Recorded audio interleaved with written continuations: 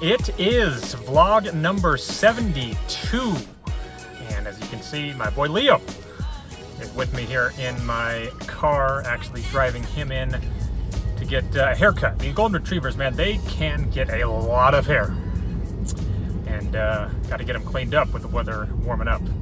And man, this might be the last time I ever record a video from this dash mount on my windshield, because this bad boy is falling off.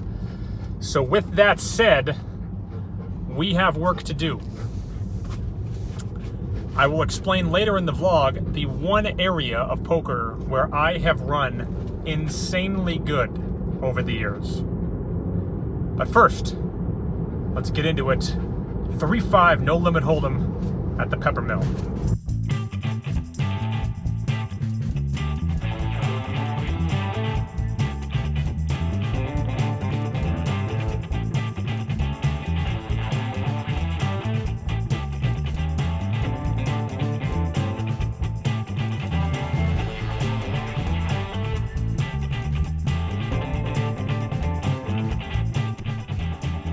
The first hand I got video of on the night comes when I'm in the cutoff and it folds to me, and I pick up Jack 10 of diamonds and make 15.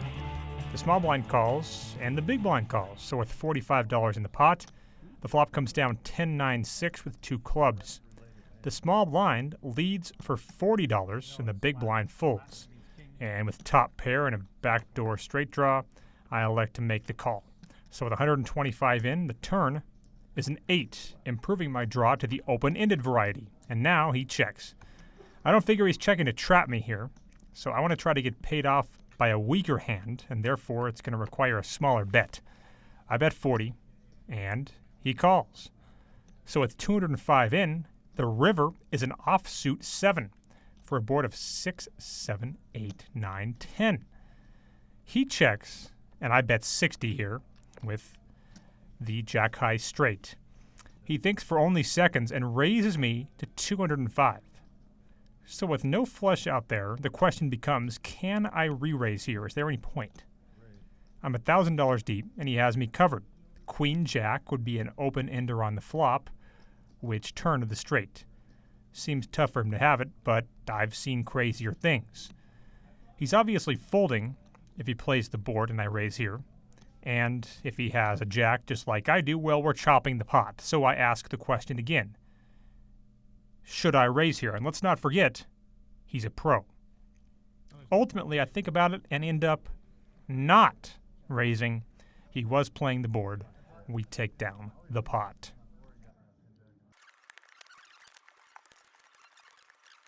Next hand comes that it folds to me in the small blind with pocket kings.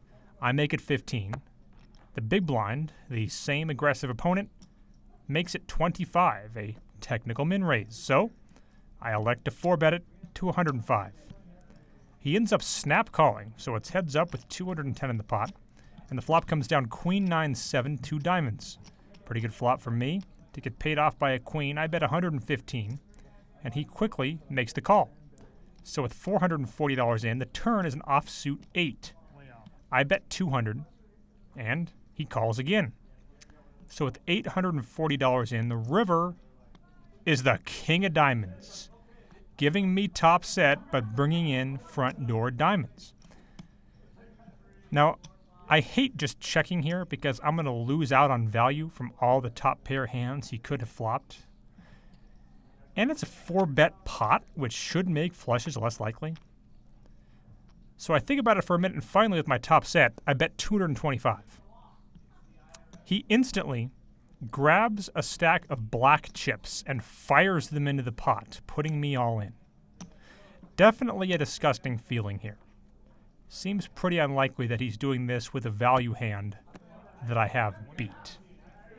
Now I tank for several minutes here because he'd actually been playing all night, and it's now 2:30 the next day. He's not going to be high on patience.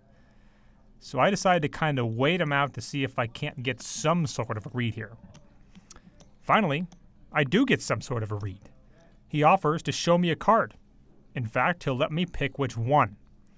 I choose the one closest to the dealer, and he immediately turns it over, which is the 6 of diamonds. And I know this player, He's one of the nicest guys I've ever played with. If I had asked for the other card, there's no way he's not showing it. So I gotta believe that was also a diamond. Of course, I've seen crazier things here as well, that he could end up not having it, but I decide that he probably has the flush, and I settle on a tough fold to save the rest of my stack. He doesn't show, but admits that he's been running very good against me lately. And by the way, as you'll see in a minute, he wasn't done. But before we get to that, we get a limp, and I pick up pocket aces in the hijack and make it 25. The cutoff makes the call, as does the limper, so it's $75 in. It comes 10, 9, 5 with 2 hearts. The limper checks, and I bet 55, targeting all of the 10s and all of the draws. The cutoff calls and the limper folds, so with 185 in, the turn comes the 6 of hearts. Now it does give me the nut flush draw, but it completes front door hearts and 7-8 as well, so I check, obviously planning on calling a bet. However, he decides to check it behind. The river comes the 10 of clubs, so now I don't beat any of the 10s either, but I still figured that given the fact he didn't bet the turn, my hand was actually good enough for a small bet here. So I fire in 60, and he snap calls and shows pocket queens that did not 3-bet before the flop. Something, by the way, that I've been seeing a lot more of lately in my game. Not sure about those of you guys in different places across the country, but a lot more not 3-betting with jacks and queens than in years past, for whatever that's worth. So that hand was a rare victory for me on the day. I lost a couple of hands after that and was down to 500 out of my initial $1,000 buy-in. The next hand comes a little bit later on when we get a limp, and I pick up pocket kings, making it 20. We get 2 calls, and the small blind makes it 125. I waste little time moving all in for almost exactly $500. He thinks about it for a while, and I could tell he probably was pretty light here, and finally ends up making the call.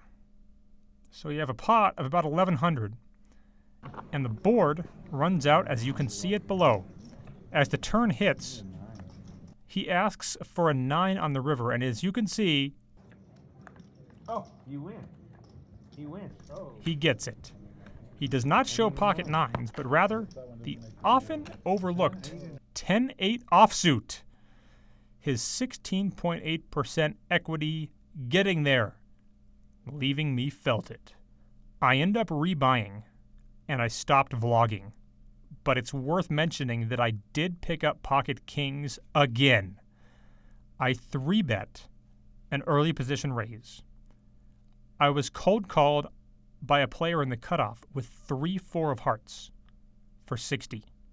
He ended up flopping 2 pair with his 3-4, and to make it even better for him, he went runner flush as well.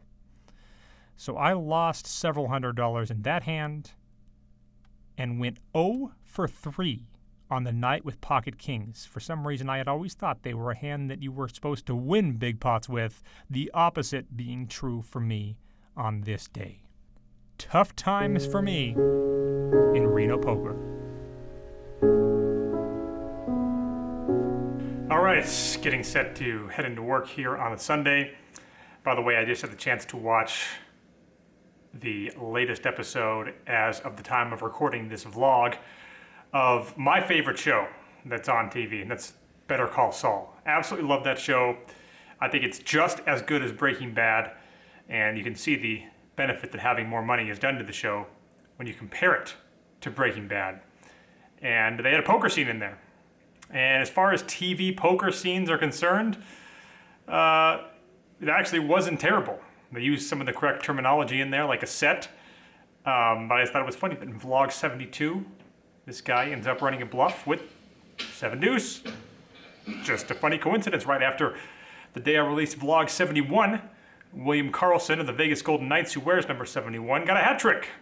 But that's neither here nor there. So, as I indicated, there's one specific area of poker that I have inarguably run insanely good in. And of course there are others where I've run insanely bad in. I think just over the course of the 11 years that I've played, the amount of value that I've gotten with Ace-King compared to what I should have is just not there. And a lot of that is bad play on my part, but I think a lot of it is just running bad with that hand. But that said, what is the one area where I've always run good? Well, it's weird. I keep very strict results. I've tracked every dollar going back to 2010, even though I don't have the actual results from the first several years because of the Poker Journal app that's no longer. It got lost when Apple updated its software and the app didn't update, but I was looking back at the data from previous years and it's amazing. Every year I have started out hot. January, February, I've always been up a lot of money. And it's, you think of your earnings on a year in and year out basis, whether it's consciously or subconsciously, I think everyone does that. And I've just always been ahead out of the gate.